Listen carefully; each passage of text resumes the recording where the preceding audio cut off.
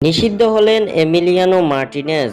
আর্জেন্টিনার সামনে বড় বিপদ। বিস্তারিত জানতে পুরো ভিডিওটি দেখুন এবং খেলার সব আপডেট পেতে সাবস্ক্রাইব করুন আমাদের ইউটিউব চ্যানেলটি ও ফলো করুন ফেসবুক, ইনস্টাগ্রাম ও টিকটকে।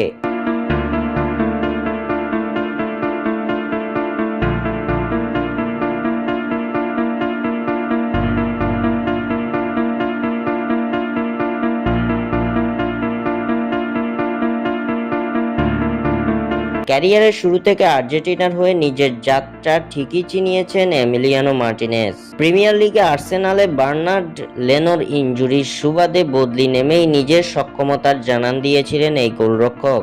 এরপর থেকে আর খুব একটা পিছনে ফিরে তাকাতে হয়নি তাকে। তার বিশ্বস্ত গ্লাভস জোড়া কাটিয়েছে আর্জেন্টিনার শিরোপা খরা।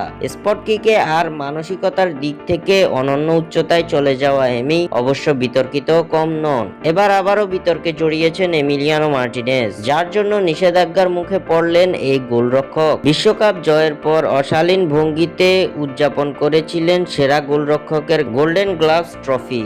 এরপর থেকে বেশ কয়েকবারই একই ভঙ্গিমায় ট্রফি নিয়ে উদযাপন করতে দেখা যায় বিশ্বকাপ জয়ী এই গোলরক্ষককে। সবশেষ ২০২৪ সালে কোপা আমেরিকা জেতার পরেও একইভাবে অশালীন ভঙ্গিতে করেছিলেন ট্রফি জয়ের উদযাপন। সেপ্টেম্বর মাসে চিলির বিপক্ষে ঘরের মাঠে ৩-০ গোলে জয় পেয়েছিল আর্জেন্টিনা। এরপরেই দেশের মাঠে প্রথমবার ২০২৪ সালে জেতা কোপা আমেরিকা ট্রফি নিয়ে উদযাপন করার সুযোগ পায় আলবিসেলেস্তারা। তখনই ট্রফি হাতে অশালীন উদযাপন করেন এমি মার্টিনেজ। এছাড়াও কলম্বিয়ার বিপক্ষে নিজেদের সবশেষ ম্যাচে হারের পর সেখানকার এক টিভি ক্যামেরাম্যানকে চড় মারার অভিযোগ উঠেছে এমির বিরুদ্ধে। ট্রফি নিয়ে এমন উদযাপন এবং টিভি ক্যামেরাম্যানকে চড় মারার অভিযোগে এবার তাকে ২ ম্যাচের জন্য নিষিদ্ধ করেছে ফিফা ডিসিপ্লিনারি কমিটি। এমন খবর নিশ্চিত করেছে আর্জেন্টিনার ফুটবল ফেডারেশন। এই নিষেধাজ্ঞার বলে আগামী ১০ অক্টোবর ভেনেজুয়েলা ও আগামী ১৬ অক্টোবর বলিভিয়ার বিপক্ষে বিশ্বকাপ বাছাই পর্বের ম্যাচ মিস করবেন ৩২ বছর বয়সী এই গোলরক্ষক।